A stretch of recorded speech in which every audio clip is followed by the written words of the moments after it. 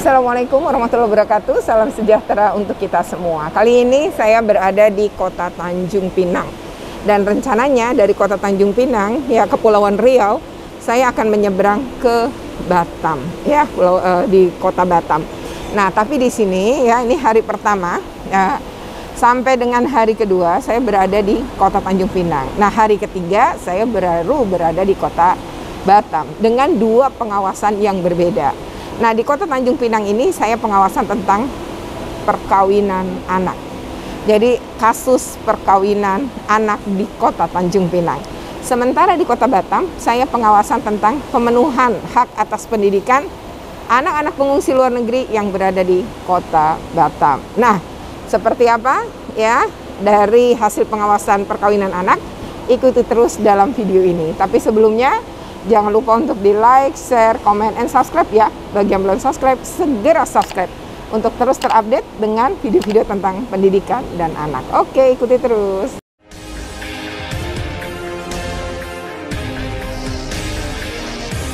Nah, hari pertama saya berangkat dari Jakarta, tiba di Kota Tanjung Pinang itu sekitar pukul 12. Nah, akhirnya pertemuan dengan pengadilan agama, karena kami mengajukan surat, baru bisa dilakukan pukul 13. Jadi hari pertama ini saya sempat ya ke hotel, meletakkan koper dan lain-lain, baru kemudian berangkat menuju pengadilan agama. Di pengadilan agama, ya pengadilan agama Kota Tanjung Pinang, yang kebetulan juga tidak cuma Tanjung Pinang ya, tapi juga mereka ini termasuk di sekitarnya itu memang yaitu Bintan ya, letaknya dekat, memang juga pengadilan agamanya di situ.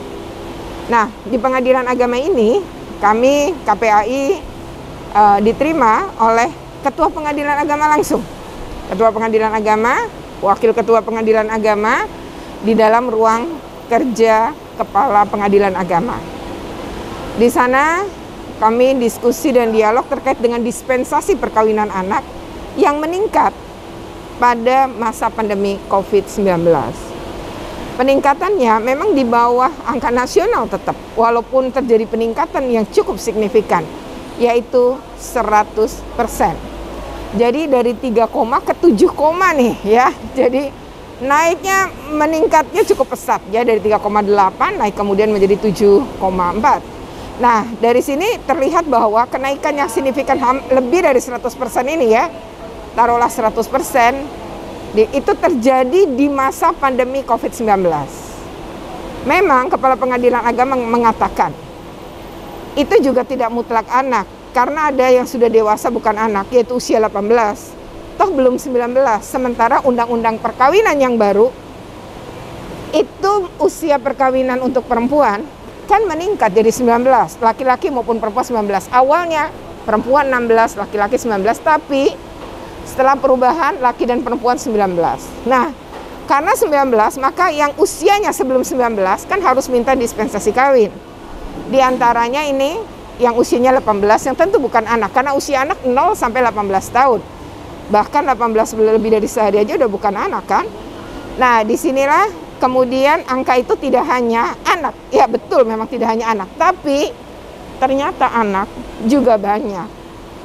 Bahkan menurut Ketua Pengadilan Agama, untuk anak-anak yang menikah ya, artinya masih di usia anak, di usia 18 tahun tentunya, itu jumlahnya memang meningkat secara signifikan. Dan sebagian besar dikarenakan kehamilan. Jadi sekitar hampir ya 90% memang sudah dalam keadaan hamil. Sehingga Pengadilan Agama begitu administrasi memenuhi dan memang salah satunya pernyataan kehamilan dari dokter, maka diberikan izin untuk melakukan pernikahan atau disebut mendapatkan dispensasi perkawinan ya. Nah, di sini penyebabnya menurut Pengadilan Agama cukup banyak ya. Jadi bisa saja faktor ekonomi, karena kesulitan ya membiayai anak akhirnya dinikahkan. Lalu juga ada faktor lingkungan ya, pergaulan. Nah, itu juga berpengaruh, termasuk pengasuhan anak di rumah. Nah, ini yang kemudian terjadi, pengawasan orang tua atau kontrol orang tua yang lemah juga menurut pengadilan agama bisa saja menjadi salah satu faktor. Jadi tidak tunggal tentu faktornya, ya. Nah, faktornya banyak. Nah, disinilah pengadilan agama kemudian memberikan data, ya, walaupun diberikan dalam bentuk selembar kertas gitu ya, tapi di situ ada peningkatan ya dari tahun lalu ke tahun sekarang gitu ya, 2022 dibandingkan 2021. Di tahun 2022 saja dalam bulan April gitu ya sudah terjadi peningkatan gitu dibandingkan bulan April pada tahun sebelumnya. Nah, hal inilah yang kemudian harus diantisipasi ya oleh banyak pihak. Tapi pengadilan agama merasa bahwa ya kan ke kami terakhir dan rata-rata juga dalam kondisi terjadi kehamilan. Ya, kira-kira itu di hari pertama.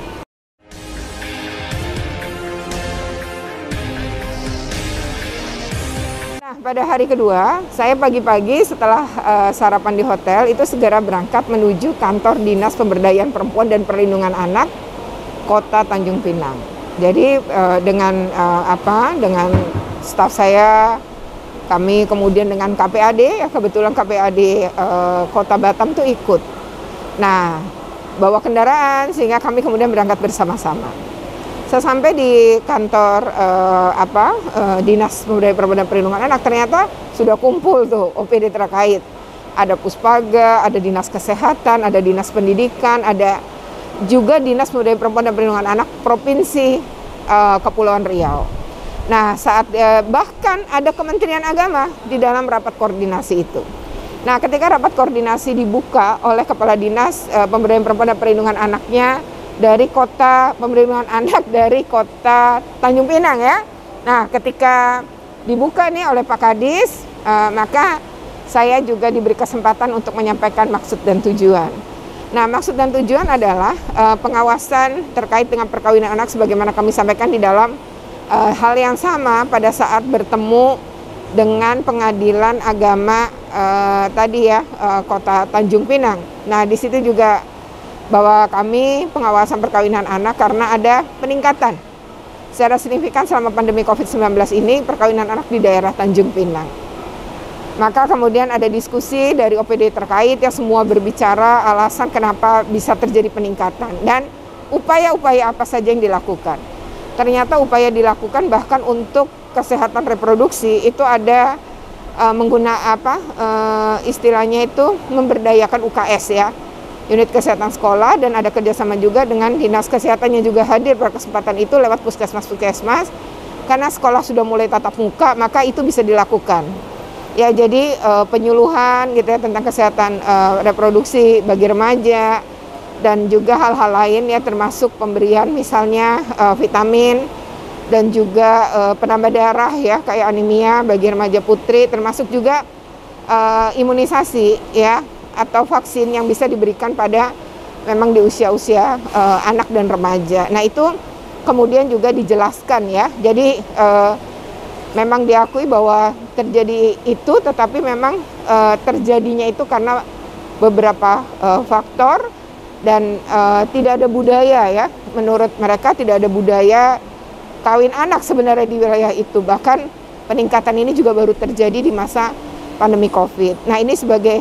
bentuk masukan juga di mana pihak pemerintah kota juga memang sudah menggandeng dan bekerja sama dengan semua pihak dan membangun program untuk pencegahan perkawinan anak. Ketika ini terjadi tentu akan dievaluasi dan ada program tambahan, tetapi mereka sebenarnya sudah berupaya untuk melakukan pencegahan ya. Ada upaya untuk melakukan pencegahan terkait perkawinan pada usia anak. Nah, di hari kedua ini cukup panjang nih rapat koordinasinya, bahkan memakan waktu lebih dari 3 jam. Semua semangat bicara, semangat berkomentar gitu ya, termasuk juga dari pihak Kementerian Agama. Dan memang terkait dengan lingkungan pergaulan gitu ya, lemahnya kontrol keluarga atau pengasuhan pada lingkungan keluarganya dari si anak-anak ini yang melakukan perkawinan, itu memang hal yang nampaknya mereka juga melihat. Tapi memang ini kan datang ke Kota Tanjung Pinang itu kan sebenarnya data pemerintah sendiri kan berbicara Kepulauan Riau-nya gitu ya, tetapi bahwa di wilayah Kota Tanjung Pinang juga memang terjadi peningkatan secara signifikan dispensasi perkawinan untuk usia anak ini ya. Jadi dispensasi kawin untuk anak itu memang juga terjadi peningkatan. Nah, semua pihak atas data-data ini gitu ya, atas kondisi ini itu juga akan berupaya untuk melakukan program-program ke depan gitu ya, memperkuat program-program yang sudah ada dalam upaya mencegah perkawinan anak. Ya pasti seluruh OPD terkait di Kota Tanjung Pinang dan Kepulauan Riau ini sangat kooperatif ya, sangat kooperatif memberikan data, mengisi data-data yang kami berikan secara soft copy gitu ya, dan sangat melayani untuk urusan data ini, dan mereka terbuka sekali gitu ya, dan ini hal yang tentu patut kami apresiasi. Nah, setelah dari sana saya sebenarnya menuju Kota Batam. Jadi setelah makan siang kami menyeberang ke Kota Batam dengan menggunakan feri untuk pengawasan pembelajaran ya tatap muka, tapi di sekolah-sekolah anak-anak pengungsi luar negeri di Kota Batam ya. Itu pada hari selanjutnya, hari ketiga dengan kota yang berbeda yaitu Kota Batam.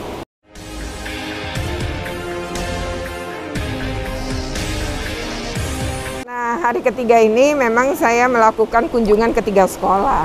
Ya, 3 sekolah itu semua berada tentu di Kota Batam, mulai dari SLB Negeri Kota Batam, lalu ada SDN Negeri ya 02 dan 005 Lubuk Baja, semuanya berada di Kota Batam. Nah, di sini ada anak-anak pengungsi luar negeri yang bersekolah. Memang di SLB Negeri ini hanya ada 1 anak berkebutuhan khusus ya, anak pengungsi luar negeri yang bersekolah di sana. Nah, tetapi untuk SDN Negeri 02 dan 05 Lubuk Baja ini ternyata cukup banyak anak yang bersekolah di sana, hingga puluhan ya, belasan lah gitu ya. Nah, ketika kami datang kebetulan anak-anak ini nggak ada, anak-anak pengungsinya, karena mereka sedang ikut orang tuanya rupanya ikut aksi ya, demo terkait memang mereka menganggap bahwa terlalu lama ya untuk mendapatkan kesempatan ke negara tujuan atau ke negara ketiga. Nah, secara kebetulan menjadi anak-anak itu tidak bisa kemudian memang saya wawancarai. Tapi teman-temannya si anak menceritakan bagaimana pergaulan atau anak-anak ini bergaul dengan anak-anak lokal di sana. Karena mereka jadi belajar bahasa Indonesia, sudah bermain bareng-bareng, main bola bersama gitu ya, sudah bisa bahkan berbahasa Indonesia. Nah, ini memang ada di level yang SD itu ya, tadi SD, bukan yang SLB ya, tapi yang SD. Nah, ini sebenarnya sesuatu yang sangat mengembirakan ya, artinya anak-anak ini memiliki kesempatan berbaur, belajar, membangun keteraturan hidup. Ya, sebagai pengungsi kan mereka tidak tahu nih harus berapa tahun di negara transit seperti Indonesia ini. Jadi memang butuh anak-anak ini butuh keteraturan. Bangun pagi, berangkat sekolah, ngerjain PR, kemudian besoknya berangkat sekolah, begitu seterusnya bermain dengan teman-temannya. Itu adalah keteraturan yang harus dibangun agar dia tumbuh kembangnya maksimal. Dan ternyata pemerintah Kota Batam ini luar biasa, memberi akses. Ya, kami mengapresiasi sekali, memberi akses pada anak-anak pengungsi luar negeri ini untuk belajar ya, untuk bahkan di sekolah-sekolah negeri ya. Ini sungguh luar biasa. Dan pada hari itu setelah datang ke 3 sekolah, ditutup dengan rapat koordinasi dengan Dinas Pendidikan Kota Batam dan Kepala LPMP Kepulauan Riau. Ya, di sana kami rapat koordinasi ya untuk pemenuhan hak atas pendidikan anak-anak pengungsi luar negeri ini, dan ada problem apa ya, kemudian bagaimana solusinya ke depan.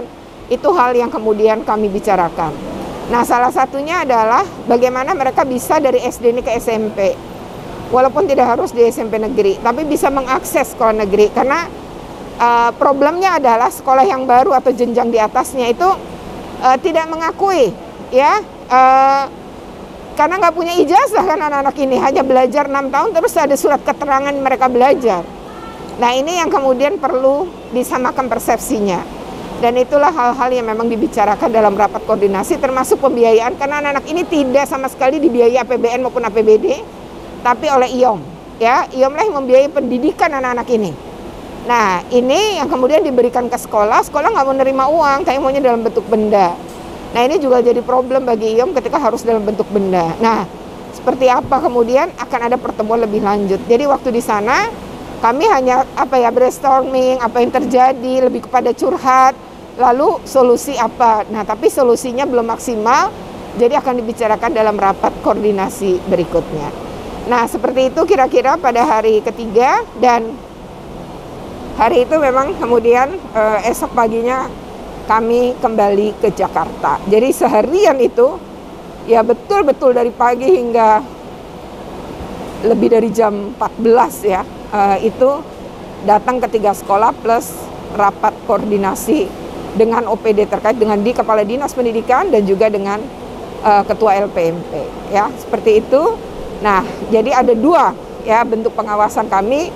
Yang pertama adalah terkait dengan perkawinan anak, yang kedua adalah itu di Kota Tanjung Pinang, yang kedua adalah terkait dengan pemenuhan hak atas pendidikan anak-anak pengungsi ulah energi di Kota Batam, dan saya juga didampingi oleh KPAD Kota Batam selama proses pengawasan hingga rapat koordinasi. Ya, demikian video ini, semoga bermanfaat.